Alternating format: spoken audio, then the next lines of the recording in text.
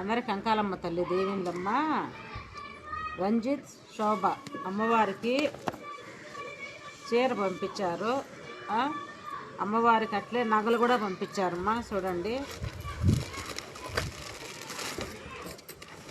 భవానీపురం అంట, ఊరి పేరు ఏదో పెట్ల అంటే ఎక్కడి నుంచో వచ్చింది, తెలంగాణ ఎక్కడి నుంచో తెలియదు, దానిపైన అడ్రస్ లేదు. చూడమ్మా, తర్వాత వేరే వీడియోలు అంటే ఇప్పుడు చూపిస్తాను. ఆమె పంపించింది కాబట్టి ఆమె చీర ఒడిబీములో పెట్టాను.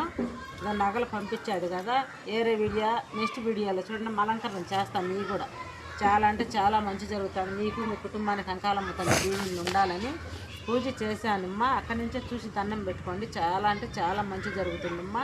మీకు మీ కుటుంబానికి అంకాలమ్మ తల్లి దీవెనలమ్మా.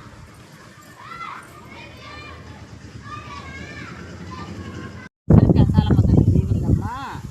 మొన్న ఆదివారం వచ్చి అమ్మవారికి చీర ఇచ్చిపోయారు. పెంచిల్ రావు వరలక్ష్మి అమ్మవారికి అలంకరణ చేస్తాను. మీరు ఇచ్చిన అందరి పేర్ల మీద పూజ చేశానమ్మా. మీకు మీ కుటుంబానికి అంకాలమ్మ తల్లి దీవెనలు వెళ్ళవేళలా ఉంటాయి. అక్కడి నుంచి చూసి దండం పెట్టుకోండి అమ్మా. సరేనమ్మా, పూజ చేశాను. అమ్మ దీవెనలు మీకు ఎల్లవేళలా ఉంటాయి. మీరు తెచ్చిన చీర ఒడిబియ్యంలో కడతాను. మీకు మంచి జరుగుతుంది. 10 మందికి సంతానం కలగాలని వాళ్ళకు కూడా మంచి జరుగుతుంది అమ్మా. చూసి అక్కడి నుంచే దండం పెట్టుకోండి.